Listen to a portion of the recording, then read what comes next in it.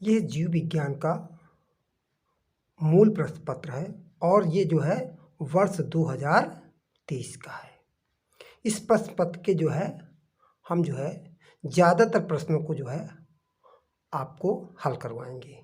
देखिए, यहाँ पर आपको जो है अनुक्रमांक लिखना रहता है और यहाँ पर अपना जो है नाम लिखना रहता है। ये देखिए लिखा है 348 ब्रैकेट में CL, ये जो है पेपर का कोड होता है।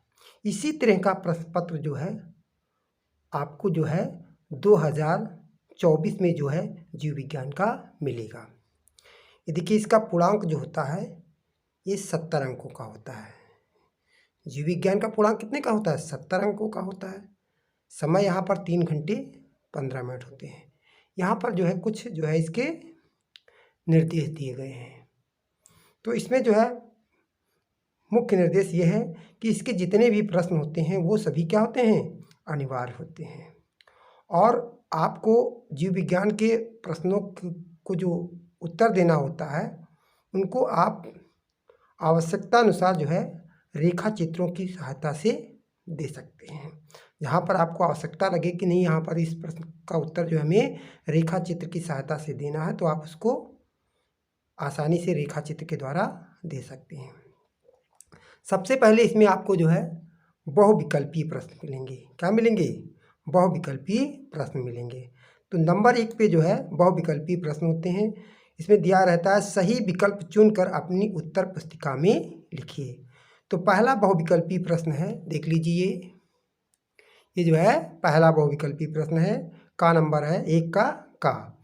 निम्नलिखित में से कौन सी वायु परागण की विशेषता नहीं है?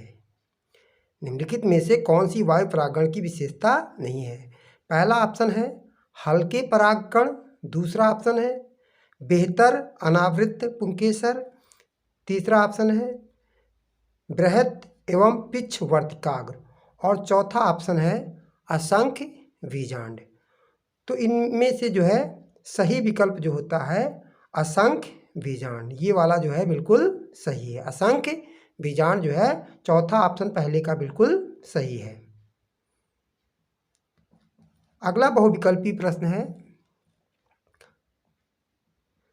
दात्र कोशिका अरक्तता ग्लूटामिक अम्ल के निम्नलिखित में से किस अमीनो अम्ल के प्रतिस्थापन से होता है?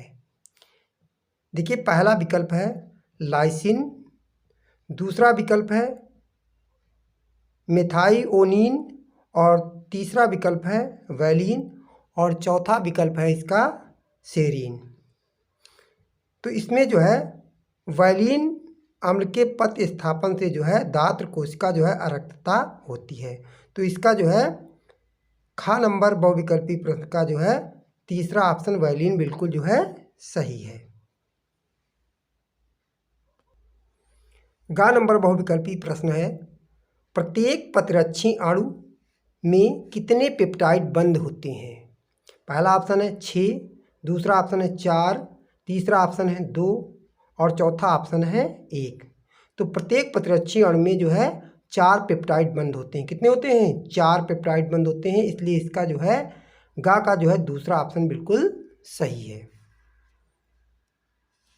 अगला जो है बहुविकल्पीय प्रश्न घा नंबर है बायोरिएक्टर में वृद्धि के लिए कायम रखने वाली अनुकूलतम परिस्थितियों में से निम्नलिखित में से कौन सी सही नहीं है? पहला ऑप्शन है तापमान, दूसरा है विटामिन, तीसरा है लवण और चौथा है उपरोक्त में से कोई नहीं।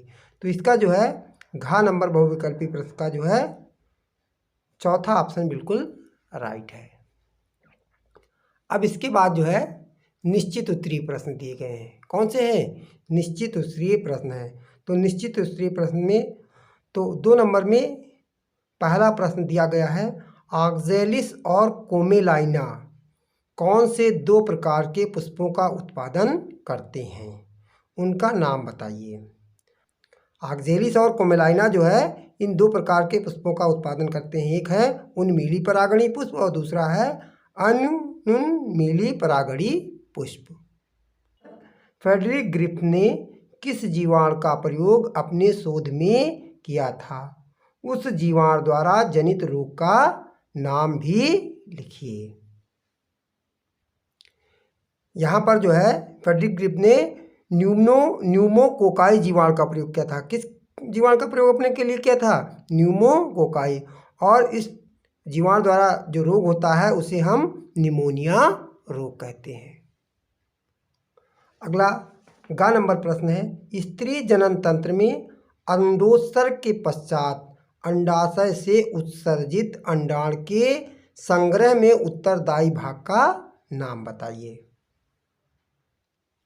इसका आंसर हो जाएगा डिंब वाहिनी। डिंब वाहिनी जो है अंडोत्सर्ग के पश्चात अंडे से उत्सर्जित अंडाणु का जो है संग्रह करती है। अगला जो है घ नंबर प्रश्न है, मेंडल का वंशागत सिद्धांत किन कारणों से 1900 तक अज्ञात रहा? किन्हीं दो कारणों को लिखिए। इसका पहला कारण है, डार्विन ने उस समय अपनी पुस्तक ओरिजिन ऑफ स्पीसीज का प्रकाशन जो है 1859 में किया था। इसलिए जो है उस समय जो है लोग विकासवाद के ऊपर ध्यान दे रहे थे। इसलिए जो है मेंडल की वंशागत का सिद्धांत जो है 1900 तक अज्ञात रहा। दूसरा कारण ये था कि जो है मेंडल ने अपने वंशागत के सिद्धांतों में जो है स्टैटिक का खूब प्रयोग किया था। इसलिए जो है वैज्ञानिक उनके इस सिद्धांत पर ध्यान नहीं दे रहे थे। तो ये दो कारण जो थे मेंडल के वंशागत के सिद्धांत के 1900 तक अज्ञात रहने के कारण हैं। अगला अंगा नंबर प्रश्न है, नत्रजन स्थिरीकरण के लिए उत्तरदायी किन्हीं दो साइनोबैक्टीरिया के नाम लिखिए। नत्रजन स्थिरीकरण के लिए उत्तरदायी दो साइनोबैक्टीरिया के नाम लिखिए। नत्रजन स्थिरीकरण के लिए पहला बैक्टीरिया है नास्टाक। पहला साइनोबैक्टीरिया कौन सा है? नास्टाक। और दूसरा साइनोबैक्टीरिया है एनाविना। तो ये दो साइनोबैक्टीरिया हैं जो नत्रजन के स्थिरीकरण के लिए प्रयोग किए जाते हैं। अगला प्रश्न जो है अति लघुत्तरी प्रश्न है। ये भी जो है प्रश्न संख्या 3 में जो है 5 प्रश्न पूछे जाते हैं। कौन कौन से होते हैं? का, खा, गा और घा और अंगा। तो इसका प्रश्न संख्या 3 में जो है अति लघुत्तरी प्रश्न है और इनके कितने खंड हैं? 5 खंड हैं। तो इसमें जो है पहला प्रश्न पत्र है, पहला क्वेश्चन है, मटर के लंबे पौधे के जीनोटाइप निर्धारण में किस प्रकार का संकरण किया जाता है? व्याख्या कीजिए। तो किस प्रकार का संकरण किया जाता है? तो इसमें जो है एक गुण संकरण किया जाता है। कौन सा किया जाता है? एक गुण मोनोहाइब्रिड क्रॉस किया जाता है। और इसको जो है इस तरह से आप व्याख्या कर सकते हैं, यदि लंबे पौधे का जीनोटाइप समयुग्मजी है तो सभी संतानें कैसी होंगी? लंबी होंगी। समयुग्मजी का मतलब जो है दोनों जो एलील्स होते हैं वो समान होते हैं। और यदि इस समयुग्मजी का जो है संकरण जो है समयुग्मजी जो है अप्रभावी पौधे से करा दिया, लक्षण वाले से करा जाता है तो सभी पौधे क्या हो जाएंगे? लंबे हो जाएंगे। इसी प्रकार यदि लंबे पौधे का जीनोटाइप विषम युग्मजी है, एक कैपिटल टी है दूसरा स्मॉल टी है, तो यदि उसका संकरण जो है यहाँ पर अप्रभावी पेरेंट से करा दिया जाता है तो उसकी जो भी संतानें होंगी वो जो है 50% लंबी संतानें होंगे और 50% जो है बौनी पर। तो इसको आप जो है इस तरह से जो है रेखा चित्र के द्वारा क्या है प्रदर्शित कर सकते हैं। अगला क्वेश्चन खा नंबर है, सह विलुप्तता की व्याख्या कीजिए। ये भी जो है अति लघुत्तरी प्रश्न 3 का जो है खा खंड है। तो यहाँ पर देख सकते हैं कि सह विलुप्तता क्या होती है। जब एक जाति विलुप्त होती है तब उस पर जो है आश्रित दूसरी जात भी विलुप्त हो जाती है। ये विशिष्ट गुण जो है सह विलुप्तता कहलाता है। उदाहरण के तौर पे देख सकते हैं, परपोषी मछली के विलुप्त होने से उस पर आश्रित सभी परजीवी भी विलुप्त हो जाते हैं। अगला जो है गा नंबर सवाल है, पत्रच्छी अण की संरचना का केवल चित्र बनाइए। यहाँ पर जो है पत्रच्छी अण की संरचना का क्या करना है, केवल चित्र बनाना है। तो ये देखिए हमने जो है यहाँ पर जो है पत्रच्छी अण का जो है एक चित्र बनाया है। इस तरह से जो है इसका चित्र बनना है। तो इसमें देखिए कितना है, 4 चेनें होती हैं। कितनी चेन होती हैं, 4 चेन होती हैं, समझे। और यहाँ पर जो है देखिए ये 2 हैवी चेन है, क्या है, ये 2 हैवी चेन है, और यहाँ पर ये 2 जो है लाइट चेन होती हैं। तो पत्रच्छी में कितनी चेनें होती हैं, 4 चेनें होती हैं। कितनी होती हैं, 4। ये पत्रच्छी का जो है चित्र। ऐसे ही आप लोगों को भी जो है इसका हल निकालना है। अगला जो है घ नंबर क्वेश्चन, लैक प्रचालेक ओपेरान में जेड एवं वाई जीन किस एंजाइम का कोट लेखन करते हैं, उनके कार्यों का भी उल्लेख कीजिए। तो यहाँ पर आप देख सकते हैं कि लैक ओपेरान में जेड और वाई जीन जो है निम्न एंजाइमों का जो है कोट लेखन करते हैं। ये देखिए जो जे जीन होता है वह बीटा गैलेक्टोसाइडेज एंजाइम का कोट लेखन करता है, और इसका कार्य ये होता है कि यह डाइसैकेटाइड लैक्टोज का जो है जल अपघटन करके गैलेक्टोज व ग्लूकोज का निर्माण करता है। और ये दोनों का गैलेक्टोज और मैनोज कैसे होते हैं, मोनोमर्स होते हैं। इसी प्रकार जो है वाई जीन जो होता है परमीएज, किसका, परमीएज का कोट लेखन करता है। इसका कार्य होता है यह कोशिका के लिए बीटा गैलेक्टोसाइडेज की पारगम्यता को बढ़ाता है। ये जो है आपको इसके आंसर में लिखना है।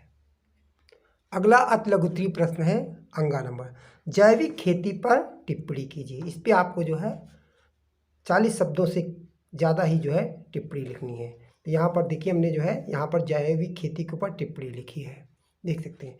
जैविक खेती एक उत्पादन प्रणाली है जो कृत्रिम रूप से मिश्रित उर्वरकों, कीटनाशकों, आनुवंशिक रूप से संशोधित जीवों और पशुधन खाद्य योजकों के उपयोग से बचती है। जैविक खेती मिट्टी की उत्पादकता और जुताई को बनाए रखने के लिए फसल चक्र, पशु खाद्य, हरी खाद्य आदि पहलुओं पर निर्भर करती है। इसके बाद जो है लघु उत्तरीय प्रश्न चालू हो जाते हैं। प्रश्न 4 से जो है क्या है, लघु उत्तरीय प्रश्न चालू हो जाते हैं। तो लघु उत्तरीय प्रश्न 4 जो होता है 4 खंडों में बटा होता है, का, खा, गा और घा ऐसे, और सबके सम्मुख जो है उनके अंक दिए गए हैं। जैसे इसमें दिया गया है आभासी फल और वास्तविक फल में क्या अंतर है, सेब किस प्रकार के कोट का फल है और क्यों। तो देखिए आभासी फल वे होते हैं जो पुष्प के अंडाशय भाग को छोड़ करके पुष्प के किसी भाग से विकसित होते हैं, उन्हें आभासी या असत्य फल कहते हैं। और वास्तविक फल वे होते हैं जो केवल अंडाशय से विकसित होते हैं, उन्हें हम वास्तविक फल कहते हैं। तो सेब जो है एक प्रकार का असत्य फल है, क्योंकि ये जो है अंडाशय से ना विकसित होकर के पुष्प के अन्य भाग से विकसित होता है। इसकी व्याख्या ये हो जाएगी। इसी प्रकार भाई अगला खा प्रश्न है, मेंडल ने अपने प्रयोग में मटर के पौधे का चयन क्यों किया था। ये भी 3 नंबर का क्वेश्चन, ये भी बहुत सरल है, इसको आप आसानी से हल कर सकते हैं। तो मेंडल ने मटर के भी पौधे का चयन करने के बहुत कारण है। एक तो पहला है कि इसकी जीवन चक्र जो है बहुत छोटा होता है, दूसरा ये द्विलिंगी होता है, और तीसरा कारण इसका ये है कि जो है इसको आसानी से जो है लेबोरेटरी में या प्रयोगशालाओं में आसानी से उगाया जा सकता है, और एक वर्ष में इसकी जो है कई पीढ़ियों का अध्ययन किया जाता है। तो ये सब कारण जो है जिसकी वजह से मेंडल ने अपने प्रयोग में जो है मटर के पौधे का ही चयन किया था। अगला देखिए ऐसा 4 नंबर का जो है गा क्वेश्चन, मिलोडित हॉज रिएक्टर की व्याख्या की, ऐसे इसको भी कर लेना है। अगला फिर वही घा नंबर है। इसी प्रकार अगला जो है लघु उत्तरीय प्रश्न 5 नंबर में भी जो है 4 क्वेश्चन पूछे गए हैं, का, खा, गा, घा। अब भाई ये सब बड़ी क्वेश्चन है, इनको आप भाई हल कर लीजिएगा, ठीक। तो इसमें 5वीं में भी जो है 4 लघु उत्तरीय प्रश्न हैं, लेकिन प्रत्येक प्रश्न जो है 3-3 ही अंकों का है। इसी प्रकार अगला जो है 6 नंबर प्रश्न है, इसमें भी 4 लघु उत्तरीय प्रश्न है, का, खा, गा और घा। इसमें देखिए घा नंबर क्वेश्चन, स्वास्थानीय व वायु स्थानीय संरक्षण पर टिप्पणी लिखिए। अब इसके बाद 7वें प्रश्न में जो है 7 नंबर में प्रश्न में जो है विस्तृत उत्तरीय प्रश्न है। कितना है? विस्तृत। तो देखिए 7वें में लिखा है निम्नलिखित में से किन्हीं दो में विभेद कीजिए। यहाँ पर तीन दिए गए हैं, तीनों पर जो है आपको विभेद लिखना है। जैसे बीज पत्राधार एवं बीज पत्रोपरि में दूसरा है परिभ्रूण पोष एवं फलभित में तीसरा है जो है अध्यावरण एवं बीज। इनमें से दो पर किसी पर आपको जो है विभेद लिखना है। इसी के लिए एक इसके नीचे जो है अथवा लगा हुआ है। क्या लगा हुआ है? चाहे आप ऊपर वाले को कर लीजिएगा, चाहे आप इस प्रश्न को कर लीजिए। प्रश्नों को परिभाषित कीजिए। इस प्रक्रिया के दौरान शामिल होने वाली विभिन्न हार्मोनों का एक विवरण दिए। तो चाहे आप इसको करिएगा, चाहे आप इसको करिएगा, दोनों में से कोई आप एक को कर लेना है। इसी प्रकार 8वां विस्तृत उत्तरीय प्रश्न है। इसमें जो है दो भाग दिए गए हैं, पहला भाग और ये दूसरा भाग है। इनका जो है आपको वर्णन करना है। फिर इसका भी अथवा करके दिया गया। यदि आप इसको नहीं कर पाते हैं तो आप इस अथवे वाले को कर लीजिए। आनुवंशिक कूट की प्रमुख विशेषताओं का व्याख्या कीजिए। देखिए ये जो है प्रत्येक विस्तृत उत्तरीय प्रश्न जो है 5 अंक का है। अगला जो है 9वां क्वेश्चन है। 9 नंबर क्वेश्चन है निम्नलिखित में से किन्हीं दो पर संक्षिप्त टिप्पणी लिखिए। तो आप 3 टिप्पणियाँ दी गई, इनमें से आपको किसी दो पर लिख देना। इसका भी अथवा करके दिया गया है। ये देखिए ये प्रश्न है, तो चाहे आप इसको करिएगा, इस पर 2 पे टिप्पणी लिखे, चाहे ये अथवा वाला कर लीजिए। ये भी 5 नंबर प्रश्न। तो जितने भी विस्तृत उत्तरीय प्रश्न हैं वो सभी 5 नंबर। इसी तरह भाई जो विद्यार्थी इंग्लिश मीडियम के हैं उनके लिए जो है इंग्लिश मीडियम का ये प्रश्न पत्र है। ये देखिए इंग्लिश मीडियम में आपको उनको कर लेना है। ये देखिए भाई इंग्लिश मीडियम वालों के लिए जो है पूरा प्रश्न, जैसे हिंदी मीडियम वालों के तो वैसे जो है इंग्लिश मीडियम वालों के लिए भी पूरा का पूरा प्रश्न हम पत्र आपको दिखा रहे हैं। ऐसा ही प्रश्न पत्र जो है आपको 2024 के बोर्ड एग्जामिनेशन में देखने को मिलेगा। ये देखिए शॉर्ट आंसर टाइप क्वेश्चन है। देखिए 4 नंबर है, फिर 5 नंबर है, फिर जो है ये 6 नंबर है, और फिर आपके जो है लॉन्ग आंसर टाइप क्वेश्चन है। सब इंग्लिश मीडियम वालों के लिए है। ये देखिए 8 नंबर विस्तृत से लॉन्ग आंसर है, इसमें भी अथवा करके दिया है। ऐसे ही जो है 9 नंबर जो है क्वेश्चन है। ये देखिए इसमें भी अथवा करके दिया है। तो हम आशा करते हैं कि आप सभी लोगों को ये वीडियो पसंद आया।